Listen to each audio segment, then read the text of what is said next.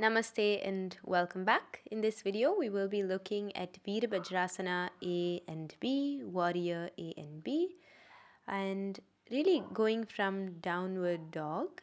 We are going to bend the right leg, step the right foot between the palms, turn the left foot to a 45-degree angle. Make sure that the hips are nice and squared, making a strong foundation in the body, making sure that you have a stable, rooted foundation.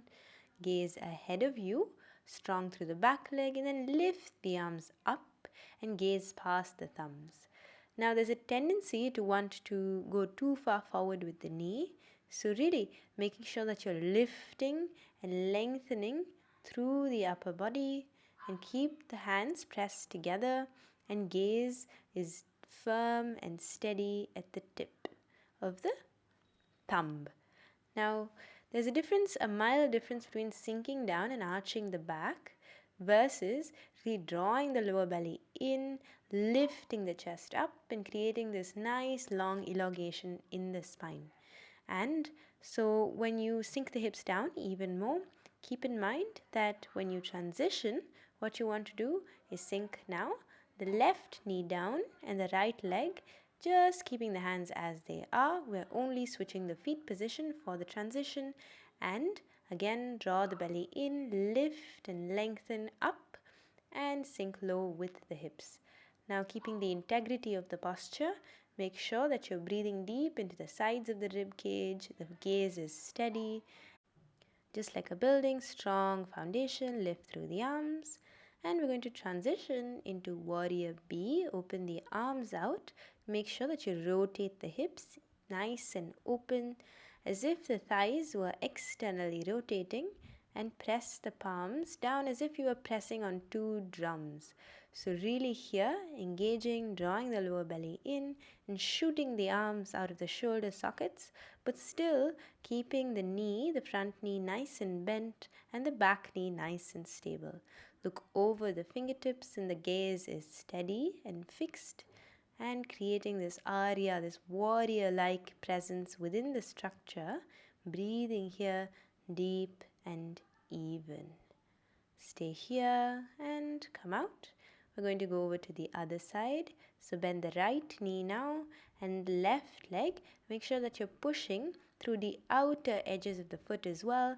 And as you sink down, make sure that your thigh is almost parallel to the ground. The more you can sink down, the more you're sort of sitting into the fire of the practice. And now spiral the arms down to frame the front foot. Keep the hips low and just shift your body weight forward. If you can, go into a little Lolasana. Otherwise, come back into Chaturanga Dandasana. Inhale, Urdhva Mukha Svanasana. Exhale, Adho Mukha Svanasana. And come down. We're going to look at some of the modifications if you cannot access this. The first would be to not sink the knee as low, just if you have knee problems or if it feels like too much strain. Just make sure that you have the integrity of the posture by keeping the hips level, drawing the belly in, and keeping the upper body nice and in alignment. But just don't bend the knee as much if that's too much pressure. The other thing is to not overarch the back, which quite often happens, is that the lower back is really arched in an attempt to gaze back, and this really puts a lot of pressure on your lower back, your lumbar spine. So make sure you're protecting your lumbar spine by drawing the belly in. And when you transition as well into Warrior B, there are just a few things to watch out for.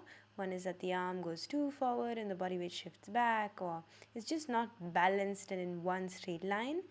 So again, to prevent this forward and backward motion, as well as this common other mistake is to either shoot the knee too far forward in space where the hips are so low, or that the knee is just, you're not engaging enough and the stance is too short.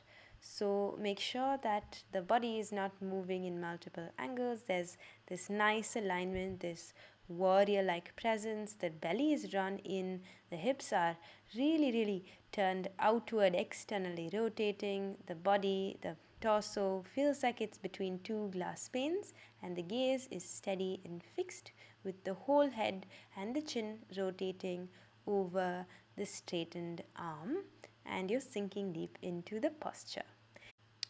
And maintain this position for 5 deep belly breaths, breathing into the center of the chest and exhale, coming back to Samasthiti.